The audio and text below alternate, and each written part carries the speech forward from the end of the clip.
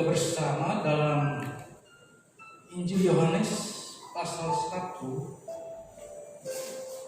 Injil Yohanes pasal 1 ayat 1 sampai 5. Saya akan bacakan bersama. Injil Yohanes pasal 1 ayat 1 sampai 5, demikian bunyi firman Tuhan. Firman yang telah menjadi manusia. Pada mulanya adalah firman. Firman itu bersama-sama dengan Allah, dan firman itu adalah Allah. Ia pada mulanya bersama-sama dengan Allah. Segala sesuatu dijadikan oleh Dia, dan tanpa Dia tidak ada sesuatu pun yang telah jadi dari segala yang telah dijadikan. Dalam Dia ada hidup, dan hidup itu adalah terang manusia.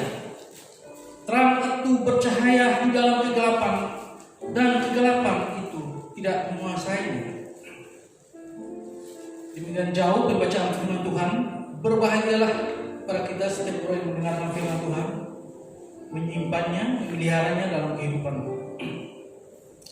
Nah, Bapak Ibu Saudara sekalian, yang menulis Injil Yohanes adalah Yohanes sendiri, dan ia menulis Injil ini dalam pemikiran orang Yahudi. Ditulis dalam bahasa Yunani, tapi pemikirannya pola pemikiran Yahudi. Jadi dia berapologetika untuk ingin supaya bangsa Yahudi mengenal siapa itu Sang Firman itu yang menjadi manusia. Sehingga kalau kita baca dari bahasa Ibrani, itu sangat menarik untuk kita memahaminya. Bagaimana cara Yohanes untuk mempertuakan orang melalui pemberitaan itu. Nah, Bapak Ibu Saudara sekalian, saya akan bahas beberapa kata yang penting di dalam ayat ini. Kata pertama yaitu kalau dalam bahasa Yunani itu NRK. NRK kalau dalam bahasa Ibrani berisik, diterjemahkan dalam bahasa Indonesia pada mulanya. Kalau bahasa Inggris menerjemahkannya the beginning. Nah, kalau the beginning itu sebenarnya terjemahan yang salah. Seharusnya yang benar itulah a beginning. So kalau terjemahannya the beginning berarti segala sesuatu, pada mulanya segala sesuatu. Berarti Allahnya berada di mana? Jadi a beginning itu artinya pada mulanya Allah menciptakan alam semesta. Segala sesuatu itu menyangkut Allah itu berada di luar dari waktu, berada di luar dari ciptaan itu. Jadi kalau pada mulanya segala sesuatu menyangkut surga, itu dalam bahasa Ibrani baresit, bukan beresit, tapi baresit.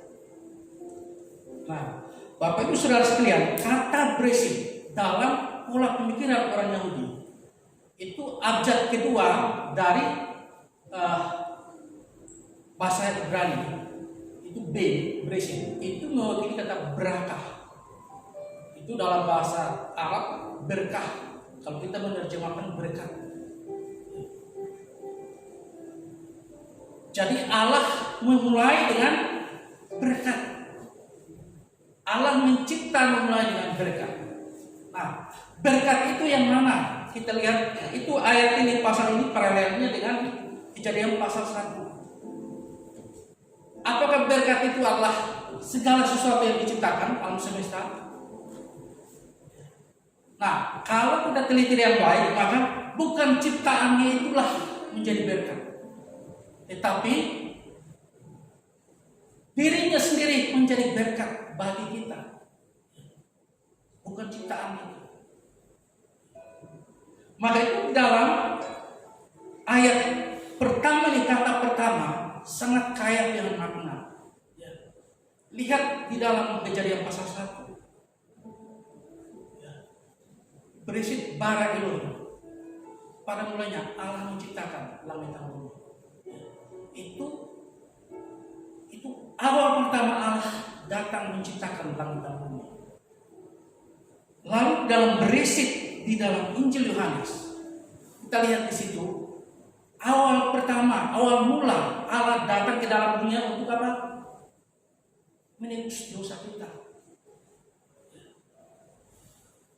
Dia datang ke dalam dunia menjadi manusia untuk menebus dosa kita. Maka berkat yang dimaksud di sini bukan di dalam arti yang ketiga segala sesuatu dijadikan oleh Dia dan tanpa Dia tidak ada sesuatu pun yang telah jadi dari segala yang telah dijadikan. Bukan itu berkatnya, tetapi berkatnya itu adalah Dia yang datang ke dalam dunia mati bagi kita yang dosa. Itulah berkatnya. Dialah sumber kehidupan itu, bukan ciptaannya menjadi berkat, menjadi sandaran bagi kita, tapi dirinya.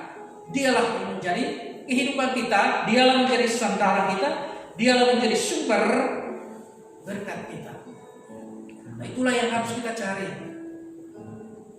Nah, kata berisi berasal dari dua kata, be dan berisi. Ya. Kata itu terbentuk dari kata rosi, artinya kepala atau pemimpin. Kepala atau pemimpin, atau bisa juga menyangkut otak. Maka siapakah kepala atau pemimpin? Itulah dialah sang pencipta itu. Dia menciptakan segala sesuatu, maka dialah kepala dan pemimpin. Dialah kreator dari semuanya itu dengan akal budinya. Itulah yang harus kita cari. Kita harus percaya. Bukan yang lain, ya. Jadi bukan yang lain yang menciptakan alam semesta, tapi dialah kepala dari segala sesuatu. Darinya segala sesuatu berasal. Itulah berisi pada mulanya. Nah, Bapak Ibu Saudara sekalian, dari kata ini kita melihat bahwa Tuhan itu sangat luar biasa bagi kita. Yohanes menulisnya itu sangat dalam dan luas bagi bangsa Yahudi, supaya mereka bisa mengenal siapa pencipta itu. Nanti kita lihat di ayat yang berikutnya. Firman itu bersama-sama dengan Allah, dan firman itu adalah Allah. Ia pada mulanya bersama-sama dengan Allah. Nah, firman itu adalah siapa? Kalau kita melihat bagian ini, maka firman itu kita temukan yang menciptakan segala sesuatu, dan firman itu menjadi manusia. Firman itu menjadi manusia yang kita kenal dengan Yesus Kristus. Dalam ayat yang ketiga kita akan melihat ada permainan kata yang sangat luar biasa yang mengungkapkan atau membuka rahasia tentang sang firman itu, supaya orang-orang Yahudi bisa mengenal sang firman itu. Ya.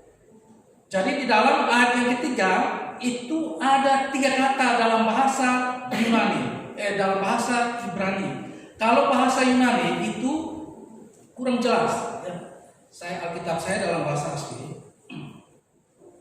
Jadi ada dalam bahasa Yunani itu ada 3 kata geneto, ya. Tapi dalam bahasa Ibrani nihya ada 3 kata yang diucapkan berturut-turut, nihya. Kalau dalam bahasa Ibrani suatu kata diulangi 3 kali berturut-turut, itu disebut dengan extremely, ekstrim, sangat ekstrim. Nah, kata nihya ini akar katanya dari kata haya. Haya artinya apa? Hidup atau eksis atau ada. Darinya segala sesuatu hidup. Nah, kata haya ini sumber asal mulanya itu dari kata yang tidak boleh diucapkan, nama Tuhan yang tidak boleh diucapkan oleh orang Yahudi, yaitu YHWH atau Yehova. Jadi Yohanes menuliskan bagian ini agar bangsa Israel jangan menolak sang Mesias itu, sang firman itu. Siapa dia? Ya. Yang menciptakan, menjadikan segala sesuatu. Tanpa dia segala sesuatu itu tidak bisa ada. Dialah Yehova itu, dialah Yehova itu.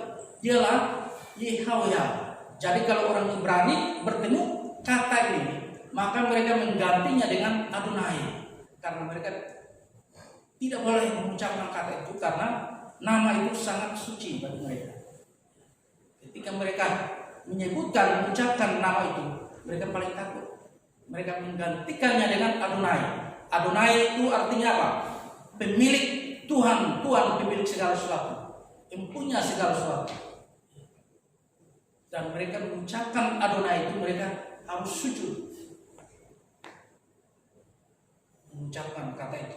Nah, itulah sebabnya Bapak Ibu, dalam ayat yang ketiga ini kita lihat dari ayat 1, 2, dan 3, kita menemukan bahwa Sang Firman itu adalah Yehuwa sendiri, Yahweh, yang menampakkan diri kepada Musa di Gunung Sinai, yang datang ke dalam dunia menjadi manusia. Di ayat yang 14, kalau kita baca itu, Firman itu telah menjadi manusia dan diam di antara kita, dan kita telah melihat kemuliaannya, yaitu kemuliaan yang diberikan kepadanya sebagai anak tunggal Bapa, penuh kasih karunia dan kebenaran. Ya. Itulah Yahweh yang menjadi manusia, yang takut, namanya suci dan kudus, tidak sembarang disebut oleh orang-orang Yahudi. Ketika mereka mendapatkan nama ini, mereka tidak berani mengucapkannya, menggantikannya dengan nama Adonai. Nah, kita melihat ini sangat luar biasa bagaimana cara Yohanes menuliskan bagian ini supaya orang-orang Israel yang menerima berita keselamatan ini, mereka boleh bertobat dan percaya kepada Tuhan Yesus sebelum bangsa-bangsa lain.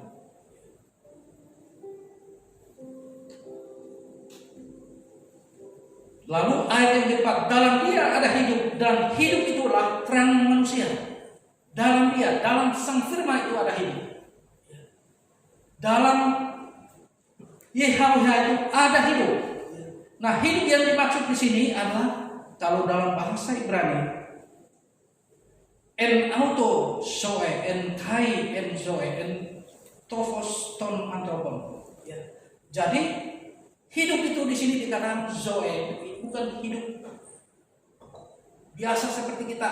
Ya, kalau hidup ya tumbuh-tumbuhan, kehidupan binatang, kehidupan segala sesuatu ilmu di muka bumi ini disebut dengan bios. Itu bukan yang dimaksud, tapi zoe itu hidup yang kekal. Jadi dalam Dia ada hidup yang kekal.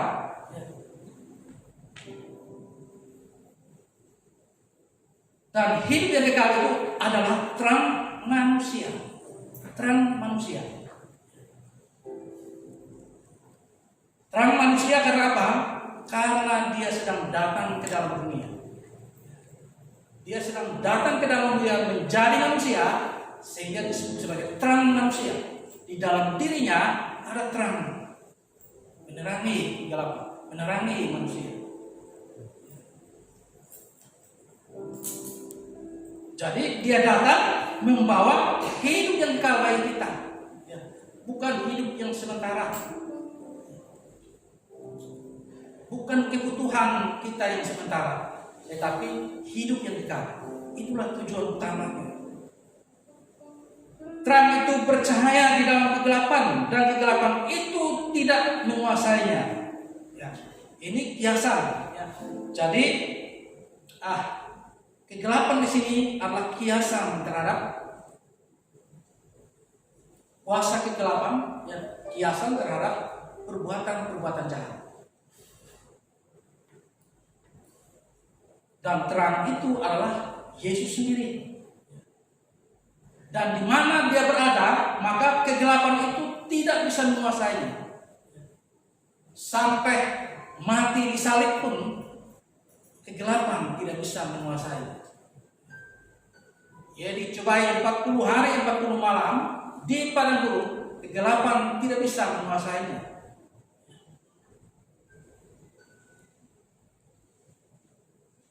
Jadi kita melihat Yohanes pasal 1 ayat 1 sampai dengan 5 ini satu yang sangat luar biasa bagi kita, umat manusia.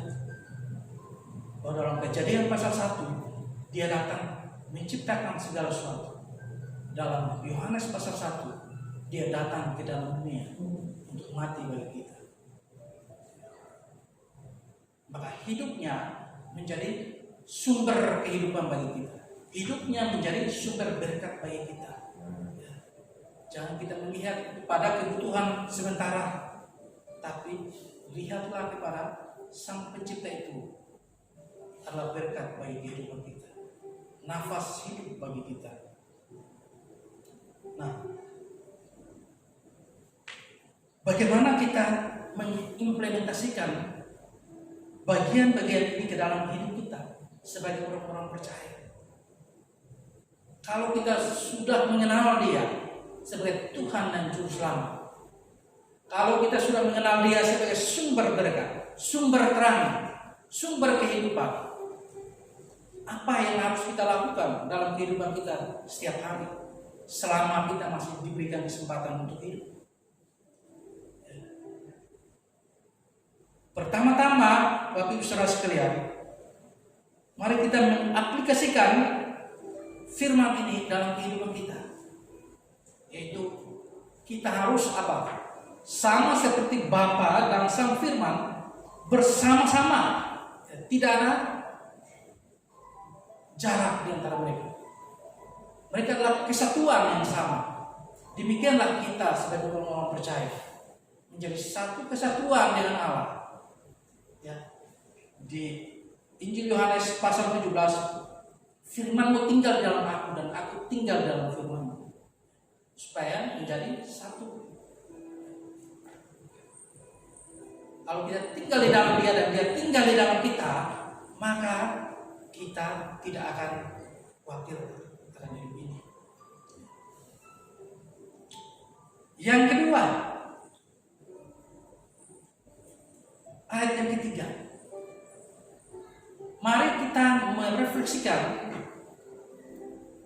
Kristus dalam kehidupan kita. Kalau Dia menciptakan segala sesuatu, maka marilah kita aktif dalam kehidupan kita untuk melakukan segala sesuatu. Atau dengan kata lain, kita juga menemukan sesuatu yang luar biasa. Kalau kita menginginkan penghasilan yang besar, kalau Tuhan kita pencipta, maka kita juga kreatif, sehingga kita menampilkan kemampuan Tuhan itu melalui kehidupan kita pada dunia ini. Jadi orang yang percaya pada Kristus seharusnya adalah orang yang aktif dalam kehidupannya, melakukan apa saja. Sehingga di dalam ayat yang ketiga, marilah kita mengenakan pikiran Kristus dalam pikiran kita. Kalau kita mengenakan pikiran Kristus, maka kita menjadi serupa dengan Dia. Kalau kita mengenakan pikiran Kristus, maka kita itu kreatif dalam melakukan apa saja. Terutama kita mampu untuk menghadapi apa? Pengajaran sesat. Terutama kita mampu menghadapi apa? Kesulitan-kesulitan hidup karena pikiran Kristus dalam pikiran kita. Yang ketiga, marilah kita membagikan hidup yang kekal itu kepada siapa saja. Sama seperti Kristus datang ke dalam dunia dan menyatakan hidup itu kepada setiap orang. Demikianlah juga kita hadir di tengah-tengah dunia ini untuk menyatakan hidup yang kekal itu kepada siapa saja yang belum mengenalnya.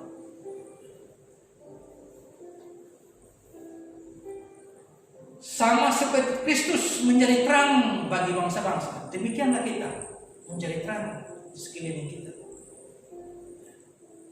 Supaya setiap orang yang belum melihat terang itu, mereka boleh melihat terang itu melalui kehidupan kita. Kalau kita tidak membawa terang itu, maka tetangga, samping kiri kanan kita tidak mungkin melihat terang.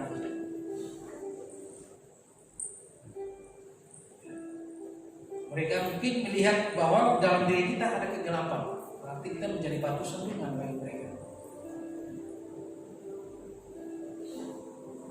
Tapi kalau kita menaruh Kristus dalam hidup kita, maka setiap orang melihat terang Kristus melalui kehidupan kita dan mereka percaya kepada.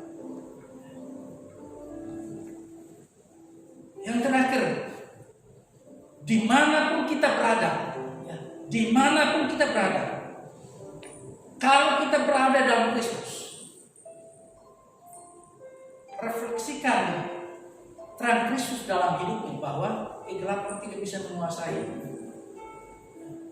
tapi sebaliknya kita menguasai kegelapan itu.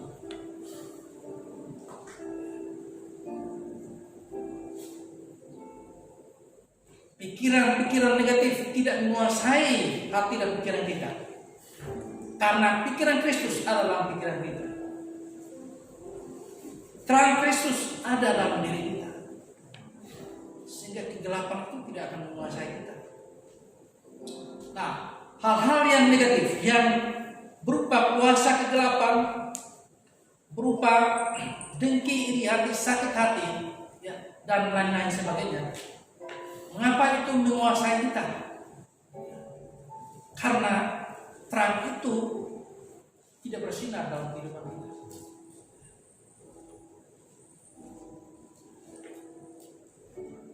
Kalau terang kemuliaan Tuhan itu dalam hidup kita, maka semua itu pasti kita buang, karena itu berasal dari setan.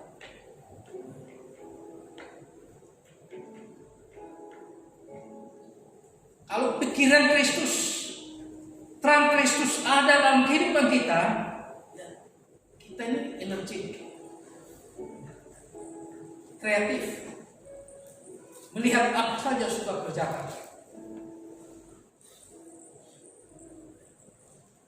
Bukan orang yang pasif. Nah, Bapak Ibu Saudara sekalian, dari semua bahasa di dunia, nama-nama manusia itu adalah kebanyakan semuanya rata-rata nama kata benda semua. Tapi dalam bahasa Ibrani, nama-nama orang, baik nama Allah pun semuanya kata kerja, bukan kata benda yang pasif. Jadi kata kerja itu menunjukkan bahwa orang itu aktif, kreatif, bukan pasif.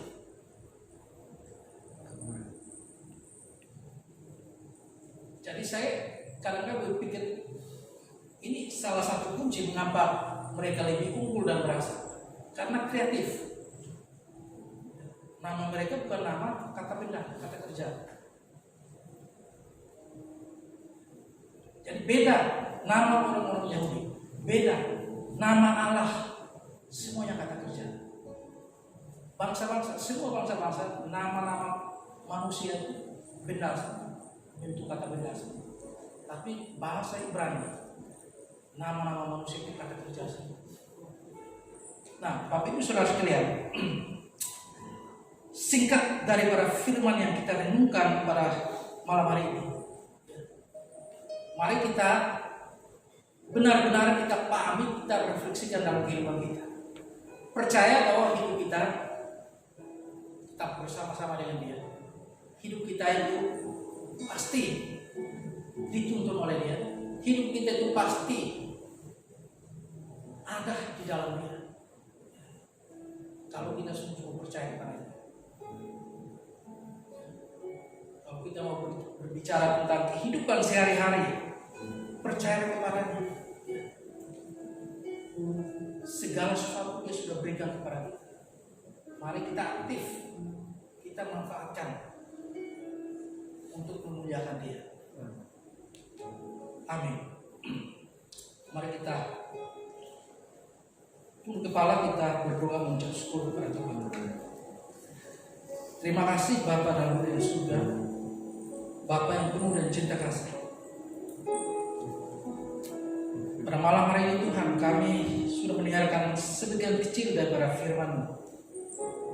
Nama-Mu yang begitu ajaib Tuhan telah kami dengar, telah kami percayai. Kuatkan iman kami Tuhan, supaya kami tetap tinggal di dalam Engkau dan Engkau di dalam kami, supaya kami bisa menguasai akan diri kami Tuhan.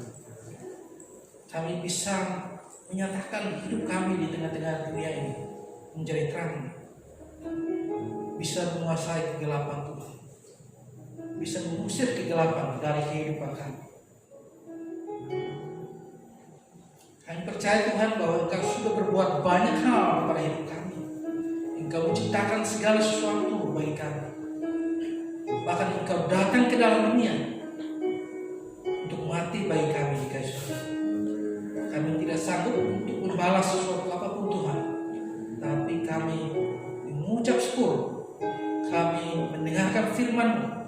Kami ingin memelihara firman-Mu dalam hidup kami, karena kami mau bersama-sama dengan Engkau Tuhan. Berkati kami dengan firman-Mu Tuhan, supaya hidup kami berbahagia, bergembira. Hati kami penuh dengan kegembiraan, karena firman-Mu adalah obat bagi kami. Terima kasih Bapa dalam surga dan doa kami. Dalam nama Tuhan Yesus Kristus firman yang berdoa kepada Bapa di surga. Amin.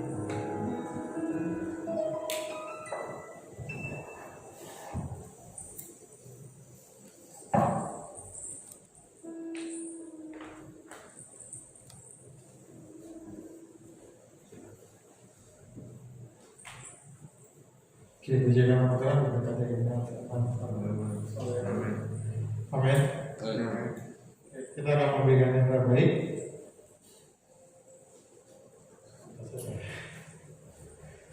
Adakah volunteer yang mau menjadi volunteer untuk mengangkat nama volunteer? Oke, kita tetap dalam doa. Bapa kami bersyukur Tuhan, firman-Mu yang mengajar kami, meneguhkan kami, dan biar Tuhan kami boleh terus menjadi orang yang suka untuk firman-Mu dan melakukan firman-Mu dalam kehidupan kami. Terima kasih untuk hamba-Mu Bapak C.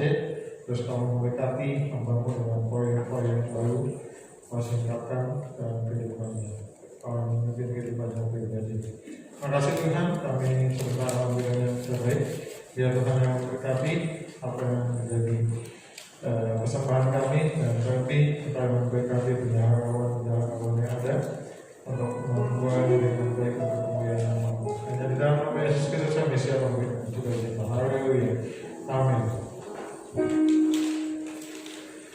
Kui yang terbaik bagimu, ku serahkan segalanya yang terbaik bagimu.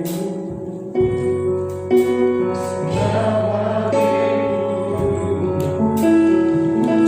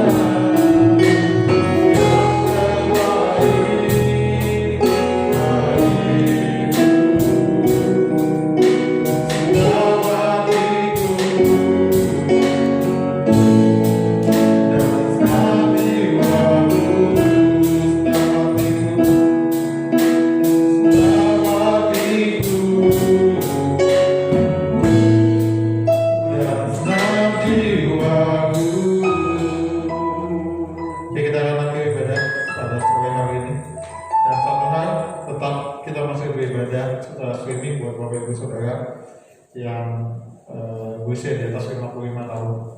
Dan bagi Bapak Ibu Saudara yang ada di rumah mau memberikan persembahan, bisa melalui rekening yang ada ataupun scan QR code yang ada di bawah ini. Makasih Tuhan. Kita akan satu dalam doa. Bapak kami bersyukur Tuhan buat pimpinanmu sepanjang ibadah kami dari awal perkenalan hingga akhirnya. Kami percaya Tuhan bahwa kami boleh diberkati oleh ibadah kami pada sore hari ini. Seperti firman-Mu yang mengatakan bahwa kami kuduskan hari Sabat supaya sepanjang 6 hari ke depan Engkau memimpin kami, Engkau memberkati kami. Terima kasih Tuhan untuk hamba-Mu Bapak C juga yang telah memberitakan firman-Mu. Kami percaya bahwa Tuhan terus memelihara hidupnya. Pertolongan Tuhan yang ajaib buat hidupnya terus menyatakan karya yang ajaib Tuhan hidupnya terus menyatakan. Kami juga berdoa buat gereja-Mu, buat gembala sedang kami, Om Sam. Terus kau pakai hamba-Mu juga Rumei sebagai istri dan juga anaknya Jember dan Maya.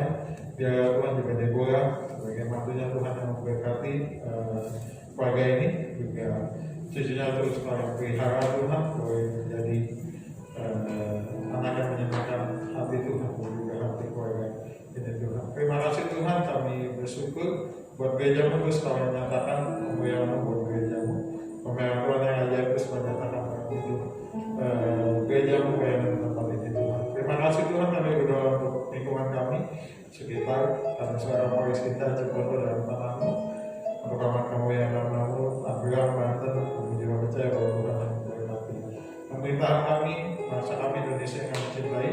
Tuhan yang memberkati kota-kota Tuhan terus hidup pemimpin kami, presiden, wakil presiden, anggota legislatif, pendidikan DPR, Tuhan yang memberkati.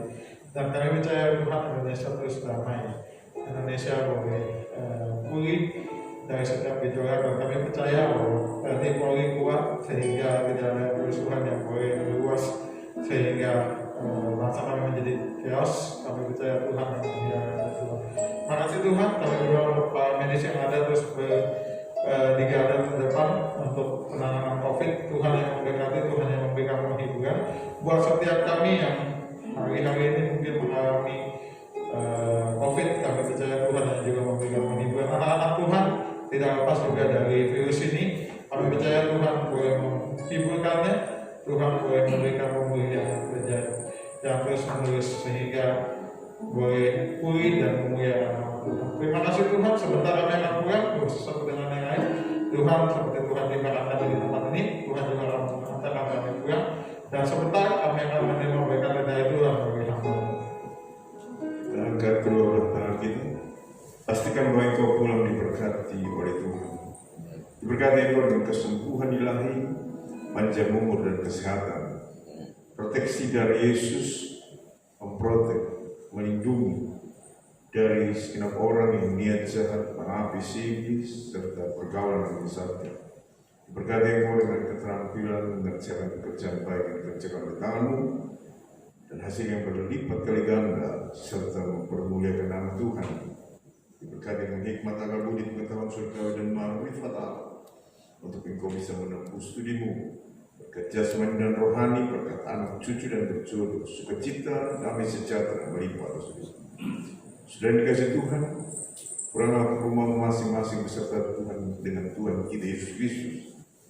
Terimalah berkat kasih karunia Allah Bapa, cinta kasih Tuhan kita Yesus Kristus, serta persekutuan Roh Kudus menyertai kita sekarang hingga Maranatha. Tuhan Yesus datang kali kedua menjemput kita dengan kudusnya. Haleluya.